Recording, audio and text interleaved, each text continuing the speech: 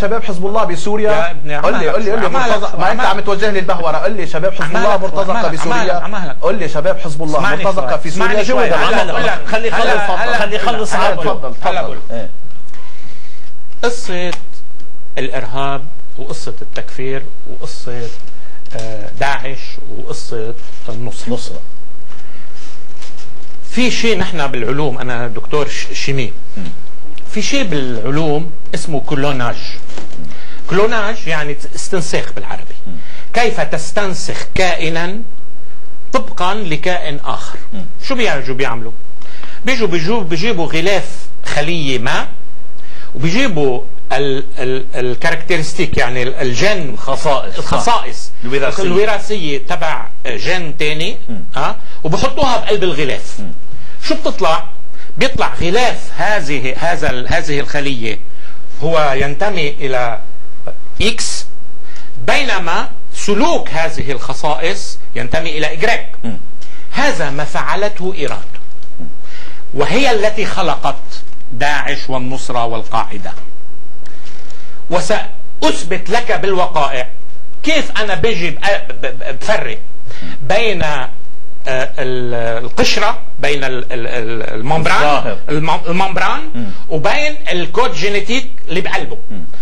الممبران بتطلع على داعش أنا بلاقيها فكر وهابي، بتطلع على النصرة بلاقي فكر وهابي، بتطلع على الكود جينيتيك تبعها يعني على ما تفعله يوميا ومن أين تأخذ مصادر قوتها، بيطلع أنه كل مصادر قوتها هو من محور الممانعة. كيف يكون ذلك؟ سأعد لك على الأقل الآن 7 من شواهد يؤكدوا بما لا يدع مجال للشك أن كل عناصر قوة داعش والتكفير قد أعطيت إما من نظام الأسد وإما من نظام نور المالكي. أولا تم الإفراج عن 550 واحد تكفيري من سجون المالكي، عن 350 واحد من سجون عدرا. المتطوعون العرب استخدمهم النظام السوري بعد احتلال العراق ودربهم وسلحهم وأرسلهم إلى العراق، وأيضا أرسل شاكر العبسي إلى لبنان. تم تسليم الموصل بكل ما فيها. 40,000 مقاتل عراقي من جيش المالكي هزموا أمام 700 مقاتل من داعش، وتركوا سلاح أمريكي بقيمة 1.5 مليار، وتركوا كنوز في البنك المركزي بقيمة $1,000,000,000.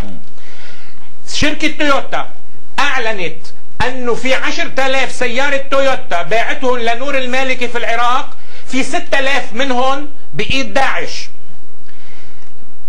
دير شبيغل وضعت خطيطة على ورق من وزارة الدفاع السورية كيف قام أحد البعثيين السابقين من جماعة صدام حسين بالاتفاق مع المخابرات السورية وعلى أوراق وزارة الدفاع السورية بإقامة شبكة من الروابط والمخابرات التي تشكل العصب التنظيمي لداعش وللنصرة. إذن مسألة أننا نقاطع إيران وسوريا تستدرج الغرب لكي تدعش السنة. في العراق في الأنبار جرى تدعيش السنة، جرى في العراق تم ربح علاوي ما قبلتش إيران وأمريكا، سقطته بالقوة رغم أنه معه الأكثرية. الحشد الشعبي الآن هل هو أقل شراسة وأقل وحشية من داعش؟ أبدا. الآن البداية لكن مظهران لجو هذا واحد يعني مين؟ هن لا في استراتيجية. في واحد إيراني بيشتغل سجاد عجمي مرتب، بيعرف يشتغل تكتيك، بيعرف يشتغل استراتيجية. طبعا هذا نظام شيطاني. بيقدر يعمل القطبة الدقيقة ورسمه ما بتعرف شيء الرسمه الا بعد 6 سنين. هذا السجاد الايراني هيك بيعمل. شو عمل؟ قال يجب ان نجند الشيعة العرب الذين يدفعون اثمانا كما يدفع هؤلاء الشباب، نجند الشيعة معنا في مخططنا الامبراطوري وندعش السنة، نجعل السنة دواعش. لماذا؟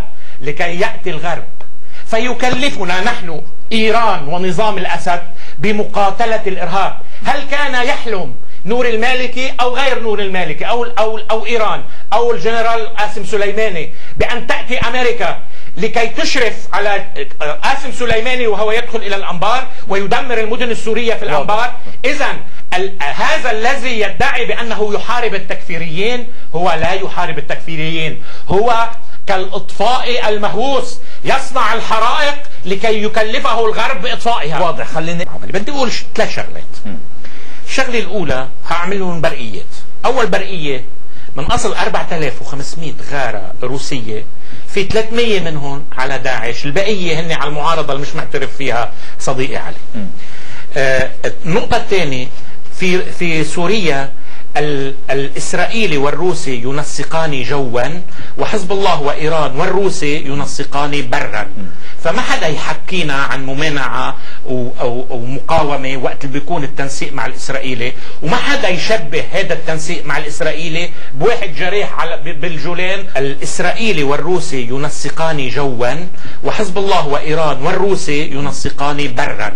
فما حدا يحكينا عن ممانعة أو مقاومة وقت اللي بيكون التنسيق مع الإسرائيلي، وما حدا يشبه هذا التنسيق مع الإسرائيلي بواحد جريح بالجولان ضبوه ياخدوه على المستشفى.